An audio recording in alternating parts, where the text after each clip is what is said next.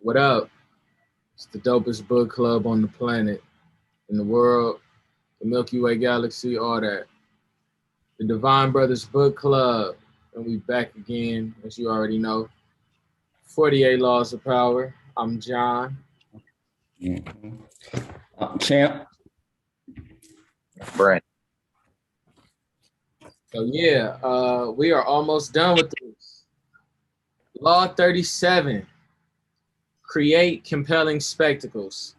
Striking imagery and grand symbolic gestures create the aura of power. Everyone responds to them. Stage spectacles for those around you, then full of arresting visuals and radiant symbols that heighten your presence. Dazzled by appearances, no one will notice what you are really doing. Let's talk about it. First thing y'all thought about? Go ahead, B. You want me to go first? You got it.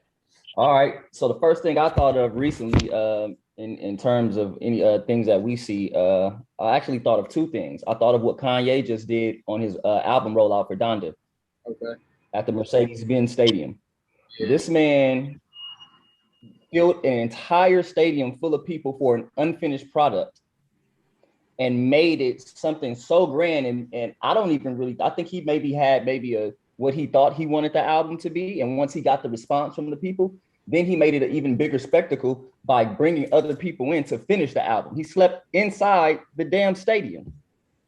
He slept inside the stadium. And not only did he sleep inside the stadium, he brought other artists in to his element to make him seem, in my opinion, larger than life in itself, you know? And that's really hard for me to say, but you get what I'm saying in lack of better terms. It just made him, whether the album is good or not, it just made him look good all the way around, made him look a lot more powerful, a lot more regal than others. Sure. I love that word regal too, because that's some real shit. Mm-hmm. That's the trip, because I was thinking along the same lines, which we always do. You fool the eyes, you fool the mind, you fool the heart. You know what I mean? You see something, it kind of, what they say, suspends the disbelief, like we had the conversation about.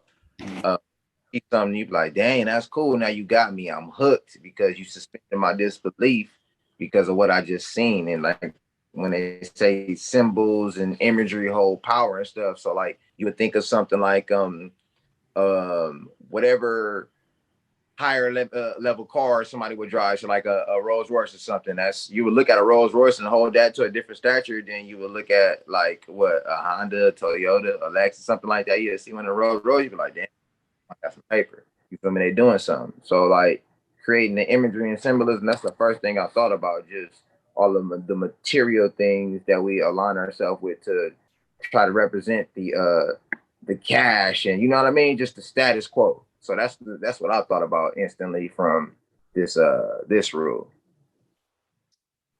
Agree. I thought about distractions. I thought about clout chasing, and I thought about history. Like, especially distractions and history from the Roman Empire. When the people got restless, Caesar was like, all right, let's throw some festivals, let's throw some games, let's get a bunch of people killed in the Colosseum to take people's minds off of what was actually going on. And it's happening to this day. I mean, whether people like it or not, that's all the way around. Sports and entertainment is. It's just a distraction to keep you from really knowing what's really going on, or to keep you from reaching your personal peak. And then I thought about cloud chasing.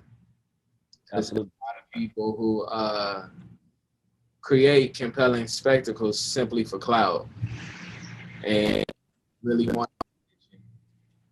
So, and then just reading in the book, I'm like, damn, people have been using mind science since the beginning of time. like B just said, like fool their eyes, you can fool their mind. And it's like since the beginning of time, certain people got privy to this type of knowledge.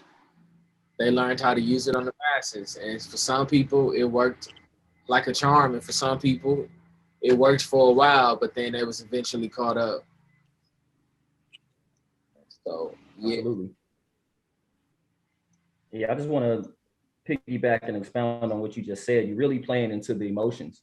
You play on the emotions of people, and you don't put the truth in front of them. You don't put the truth in front of them. You put distractions, like you said. You place distractions You hide it away from what's going on. Yeah, absolutely, absolutely. Just like, you know what, and a lot of times, not only will it take their mind off of what's going on, it's going to distract them from whatever they're doing as well, whether it's good or bad.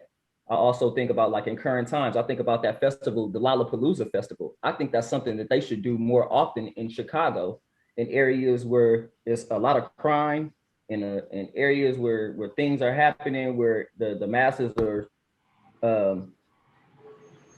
what's the words I'm looking for? Where the environment isn't conducive to a good social environment. You know what I mean? They got a lot of killings in those places. I feel like we should do that here. We got a lot of murders out here in Los Angeles right now. Maybe we should throw some more festivals, some music festivals, to possibly deter people from doing these things, from killing people.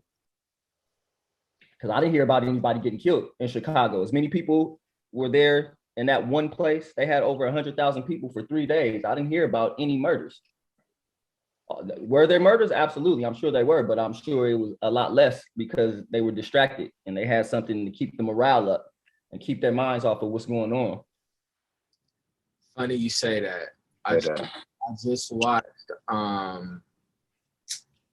I don't want to, I'm blanking on the name, but it's on Hulu, the Questlove documentary about they called it the Black Doc in Harlem. Was it the Dave Chappelle? Was they talking about that one? No, it's a different one. This happened, they called it like the Black Woodstock, but it happened in Harlem. And that was during the time of a whole lot of political unrest. You had a whole lot of shit going on, and that festival, for the most part, offered as a distraction from what was going on. Now, granted, it was a distraction, but it also, sometimes though, like you said, it helps though, because it helps the morale and the camaraderie, and it brings people together. Exactly.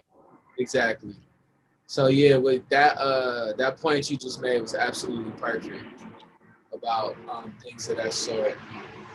Do y'all feel like y'all have ever been victim of getting caught in a spectacle, something compelling? Hell yeah. All the time. Like I said, through sports entertainment. And speaking in terms again of right now, through social media, all the time. Something as small as social media, and the concept of social media alone is an extravagant spectacle. A hella grand spectacle. Yeah. It's a bunch of clout chasing, like you said. It's a bunch of fuckery. You know, grand fuckery. Getting caught up in the hype on shoe releases, bro. That's it right there. That's distraction right there. As soon as you get brainwashed, like, I gotta have those shoes. The hype has been built. You feel like you gotta get that. You know what I mean? Like, that's marketing in itself. So that's hey, I was in the raffle for them Travis Scotts this morning. Oh, you know. I wanted them, but I didn't want them to wear. I was trying to resell them. Bro, you already know it. I wasn't on that. I was on the resale game. I'm thinking because his shoes resell for a lot of money. Man. Yeah, that's an investment. That was $190 or $150 investment that I was willing to take on for sure. That's you at the least resell for like 2 racks. At the very least. Yeah. So very interesting. Let me see what else. I mean, I think this one is pretty self-explanatory. What words came to your mind from this one? Let me see. I wrote that down. While y'all looking, I put magnetize. I had distraction. I was on the surface with it. I just put distraction. And I got C, like really see what you're looking at. Don't look with your emotions, like see what you're looking at. Like that. B, you had C. G, you had distraction.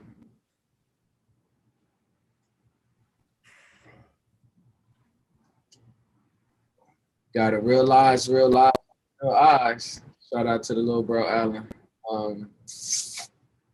Yeah, y'all.